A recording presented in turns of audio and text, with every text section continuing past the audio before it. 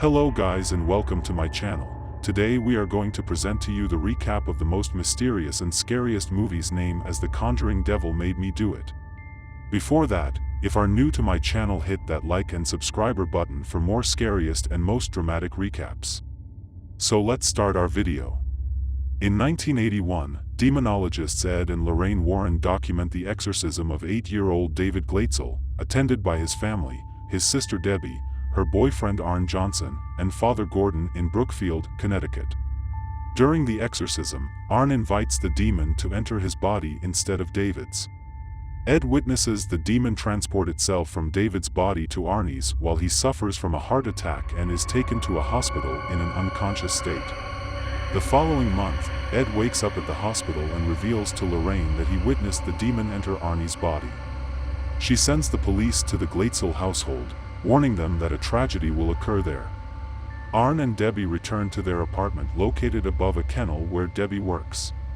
After feeling unwell, Arn murders his landlord, Bruno Sauls, by stabbing him 22 times due to his demonic possession.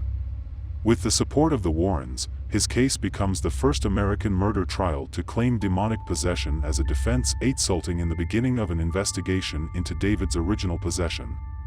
The Warrens later discover a satanic curse passed on through a witch's totem and meet with Kastner, a former priest who previously dealt with the disciples of the Ram cult. He tells them that an occultist had intentionally left the totem, resulting in the creation of a curse on the Glatzels, causing the possession of David. The Warrens travel to Danvers, Massachusetts, to investigate the death of Katie Lincoln, who was also stabbed 22 times. Detectives had found a totem at the home of Katie's friend Jessica, who is missing.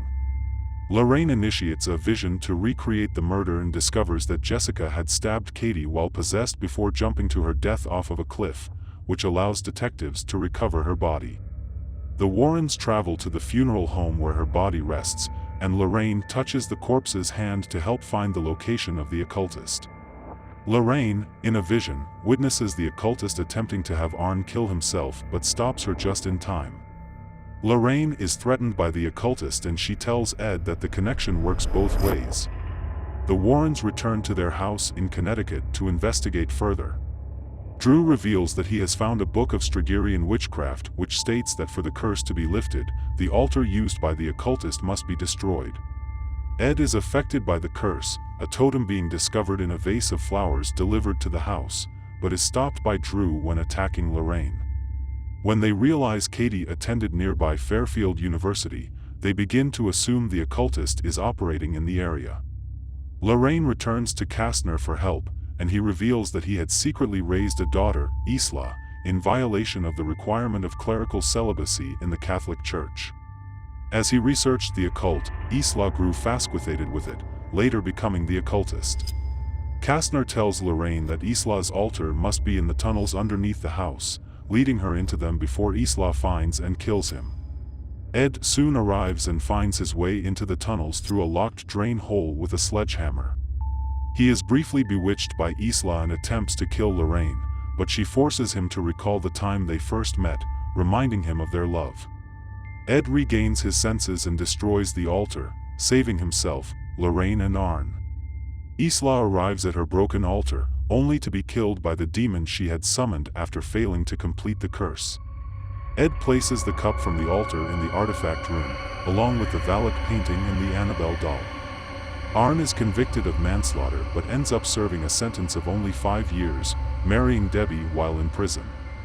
Ed shows Lorraine a gazebo like the one in which they first kissed. A mystery film is a genre of film that revolves around the solution of a problem or a crime. It focuses on the efforts of the detective, private investigator or amateur sleuth to solve the mysterious circumstances of an issue by means of clues, investigation, and clever deduction. The plot often centers on the deductive ability, prowess, confidence, or diligence of the detective as he attempts to unravel the crime or situation by piecing together clues and circumstances, seeking evidence, interrogating witnesses, and tracking down a criminal. Suspense is often maintained as an important plot element. This can be done through the use of the soundtrack, camera angles, heavy shadows, and surprising plot twists. Alfred Hitchcock used all of these techniques, but would sometimes allow the audience in on a pending threat, then draw out the moment for dramatic effect. This genre has ranged from early mystery tales, fictional or literary detective stories, to classic Hitchcockian suspense thrillers to classic private detective films. A related film subgenre is spy films. That is the end of the video. If you like the video, please tell us in the comments section below, subscribe to my channel, and hit the bell icon to stay in contact with us.